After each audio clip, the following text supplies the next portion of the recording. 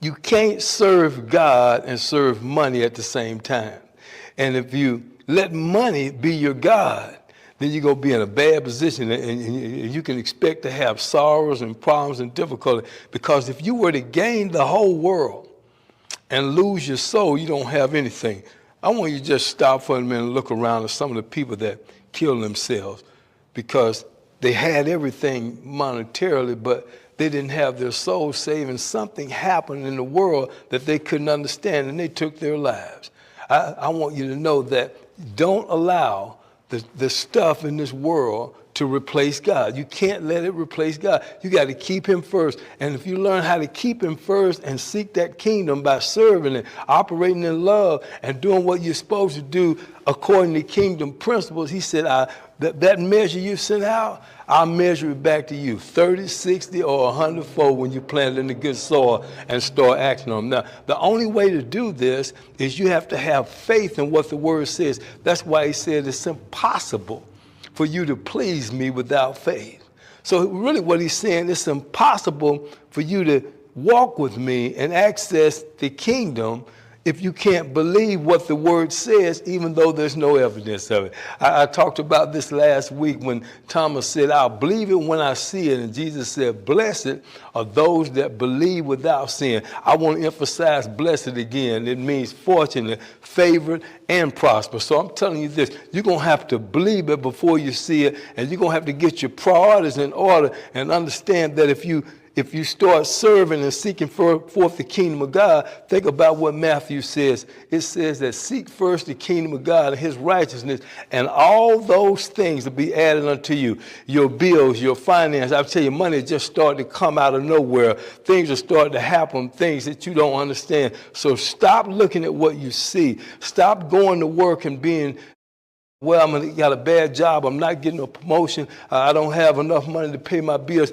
God knows everything that you need. And he said, if you just keep seeking forward, serving, operating in love, and seeing my word as a reality, I promise that it's going to show up. You know, back in Hebrews 11:6, it says it's impossible to please me without faith. So it's impossible to please God unless you can believe what the word says without seeing it. And if you seek him diligently by studying and doing what it says, that's how you seek the kingdom. He says that he's going to bless you tremendously.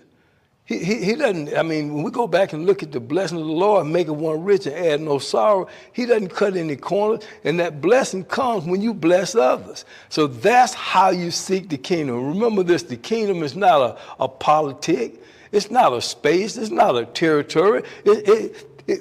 All the things in the world just are of the world, but God created the whole world. He said, look, if you seek after me, then I promise you that I'm going to take care of all the little petty things that you're dealing with. But you're going to have to keep your mind stayed on me. How do you do that, Pastor? As you keep hearing this word, you renew it in your mind. It's not going to make any sense. You're not going to have any understanding with it. You're not going to be able to see it. This kingdom is invisible. This kingdom is the kingdom of heaven connected right here on earth. And we have the power in our tongue to speak it, and then we got to act on it on a daily basis. That means we don't say nothing negative. We don't look at things in a bad perspective. We know God works together and uses everything for our good. Sometimes, though, it seems like everything negative is working against us. I promise you one thing, just keep going through that valley of the shadow of death. And remember when he said shadow, how do you get rid of a shadow? With the light. And that light, when you speak that word, Satan got to move around. And he says this, I've already got your table set up. I want you to just think about this. If you can just keep that in your mind, that if I seek first, if I have enough faith to seek first the kingdom of God and his righteousness, even though I can't see it, even though I can't feel it, even though I don't know how it's going to come, that he promises that he's going to bless you. Just like he told Thomas, he said, blessed are those that believe without seeing. I want you to do this. Just say this, I'm blessed right now because I believe without seeing.